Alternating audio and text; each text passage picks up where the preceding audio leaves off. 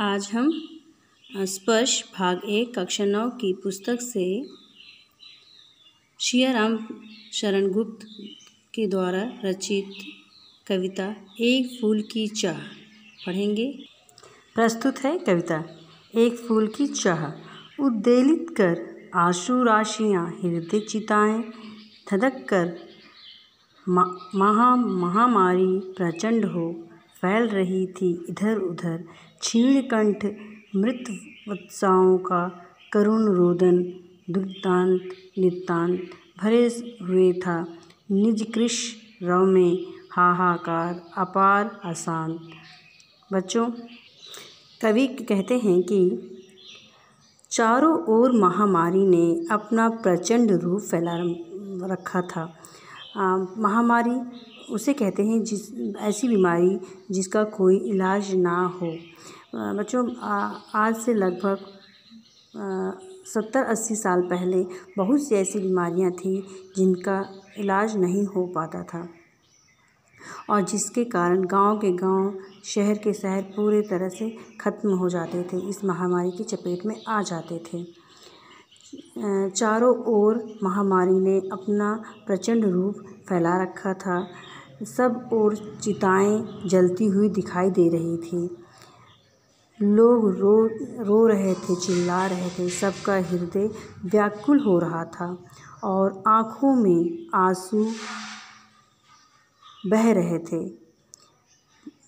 मरी हुई संतानों की माताओं का रोना बिलखना लगातार सुनाई दे रहा था। चारों ओर शोर और हाहाकार के बीच अनेक दुर्बल लोग दिखाई दे रहे थे। आगे कवि कहते हैं कि बहुत रोकता था सुखिया को। कवि कहते हैं कि कवि अपनी बेटी के विषय में कहते हुए कहते हैं कि मैं अपनी बेटी सुखिया को बाहर जाने से बहुत रोकता था, पर वह नहीं मानती थी और खेलने चली जाती थी। वह पल भर मेरा हृदय काँप उठता था। बाहर गई निहार उसे यही मनाता था कि बचाऊं लूँ किसी भांति इस बार उसे। कवि कहते हैं कि मेरा मन बहुत व्याकुल होता था कि बिटिया जो है बाहर खेलने जाने से मानती नहीं थी, क्योंकि वो चंचल स्वभाव की थी और सदैव खेलना चाहती थी। परंतु उसे बाहर खेलते हुए जाते देखकर कवि का मन बेचैन हो उठता था, क्योंकि उस समय महामारी फैली हुई थी। वह सोचता था कि इस बार मैं उसे महामारी के प्रकोप से बचाना चाहता था, परंतु सोचता था कि किसी तरह से इस महामारी से मेरी बच्ची इस बार बच जाए। भीतर जो डर रहा छिपाए हाय वही बाहर आया। एक दिवस सुखिया के तनु को तब मैंने पाया। ज्वर से बेहाल हो बोली वह, क्या जानूं किस डर से डर मुझको देवी के प्रसाद का एक फूल ही दो लाकर। कवि कहते हैं कि सुखिया के पिता यानी कवि हैं जो सुखिया के पिता, जिस बात का कवि को डर था वही हुआ। कहने का भाव यह है कि सुखिया को महामारी ने अपनी चपेट में ले लिया था। एक दिन उसने देखा कि उसकी बेटी का शरीर तेज बुखार से तप रहा था। वह बुखार से बेचैन हो उठी थी। न जाने किस डर से उसने अपने पिता से देवी के चरणों का एक फूल प्रसाद के रूप में लाने की इच्छा प्रकट की। क्रमश कंठ क्षीण हो आया, स्थिर हुए अवयव सारे। बैठा था नव उपाय की चिंता में मैं मन मारे। जान सका ना प्रभात सजग से हुई अलस कब दोपहरी। स्वर्ण धनुष में कब रवि डूबा, कब आई संध्या गहरी। कवि कहते हैं कि अपनी बेटी सुखिया को स्वस्थ करने के लिए वह कौन से उपाय करे, इस चिंता में मन मारकर सुखिया का पिता बैठा हुआ था। रो रो कर उसका गला सूख गया था। उसके शरीर के सभी अंग कमज़ोर हो गए थे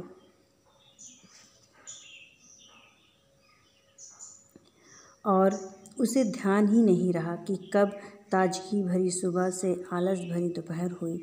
बच्चों, जब इंसान परेशानी से घिरा रहता है तब उसे समय का कोई ज्ञान नहीं रह जाता है। यही हाल कवि का अर्थात सुखिया के पिता का हुआ। कहने का भाव है कि चिंता का व दुख के कारण सुखिया के पिता को समय का ध्यान नहीं रहा। सभी ओर दिखलाई दी बस अंधकार की ही छाया। छोटी सी बच्ची को ग्रसने कितना बड़ा तिमिर आया। ऊपर विस्तृत महाकाश में चलते से अंगारों से झुलसी सी जाती थी आँखें जगमग जगते तारों से। इन पंक्तियों में कवि कहते हैं कि जब रात हुई तो चारों ओर घना अंधकार छा गया। कवि सोचने लगा कि कहीं यह अंधकार उसकी बेटी को ना निगले। विस्तृत अर्थात विशाल आकाश में तारे जगमगा रहे थे, किंतु कवि को वे जलते हुए अंगारों के समान लग रहे थे। वो तारे जो हैं, आकाश में टिमटिमाने वाले तारे, कवि को अंगारों के समान प्रतीत हो रहे थे, जिनसे लग रहे थे। उन तारों से उसकी आँखों भी झुलसती जा रही थी। देख रहा था जो सुस्थिर हो, नहीं बैठती थी क्षण भर। हाय, वही चुपचाप पड़ी थी अटल शांति सी धारण कर। सुनना वही चाहता था मैं, उस स्वयं ही उकसा कर मुझको देवी के प्रसाद का एक फूल ही दो लाकर। कवि कहता है कि मेरी बेटी जो शांत रहकर टिकती नहीं थी, मतलब कहने का भाव है कि वो बहुत ही ज़्यादा चंचल थी। आज वो बीमार होने के कारण चुपचाप बिस्तर में लेटी हुई थी। उसकी यह चुप्पी मुझसे देखी नहीं जा रही थी, इसीलिए मैं उसे उकसा रहा था कि वह उससे यह सुनना चाहता था कि वह मुझसे देवी का प्रसाद या अर्थात एक फूल के लिए मुझसे कहे।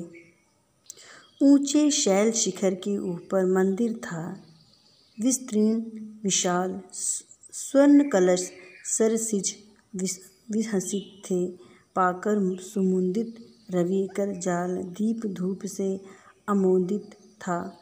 मंदिर का आंगन सारा गूंज रही थी भीतर बाहर मुखरित उत्सव की धारा।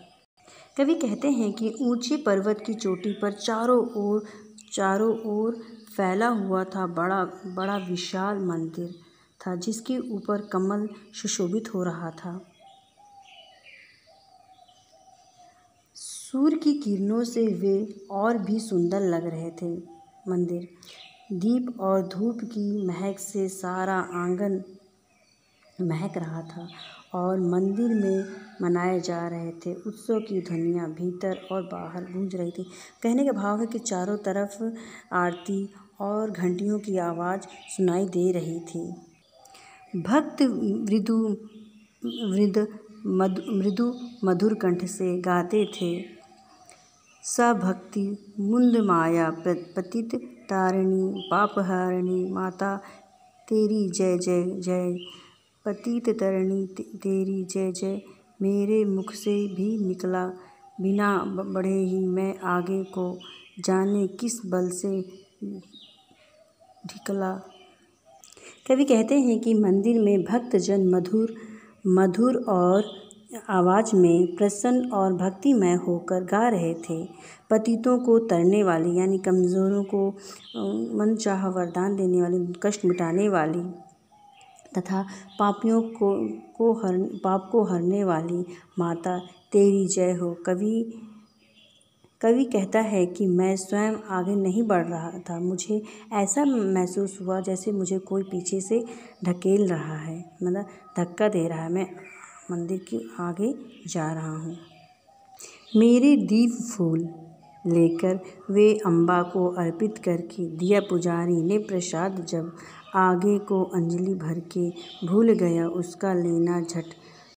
मेरे दीप फूल लेकर वे अम्बा को अर्पित करके दिया पुजारी ने प्रसाद जब आगे को अंजलि भर के भूल गया उसका लेना झट। परम लाभ सा पाकर मैं सोचा बेटी को माँ के ये पुण्य पुष्प दूँ जाकर मैं। यहाँ कवि कहते हैं कि मेरे हाथों से दीप फूल आदि पूजा की सामग्री लेकर देवी को अर्पित करके जब पुजारी ने अंजलि भरकर मुझे प्रसाद देना चाहा तो मैं खुशी और उमंग से उसे झट से लेना भूल गया और सोचने लगा कि माँ के चरणों के पुष्प जल्दी से जाकर बेटी को दूं और उसकी इच्छा को पूरा करूं। बच्चों, हमारे समाज में सवर्ण और निम्न वर्ण में इतना ज़्यादा अंतर है कि पहले था, इतना ज़्यादा अंतर था कि जो स्वर्ण वर्ण के लोग थे निम्न वर्ण को छूना पाप मानते थे या गलत मानते थे और उनके साथ अत्यधिक भेदभाव किया जाता था, जिसके कारण अछूत लोगों का जीवन एकदम निरीह बन गया था, बेचारे से रह गए थे। उसी का कवि ने इस कविता में वर्णन किया है। धन्यवाद बच्चों।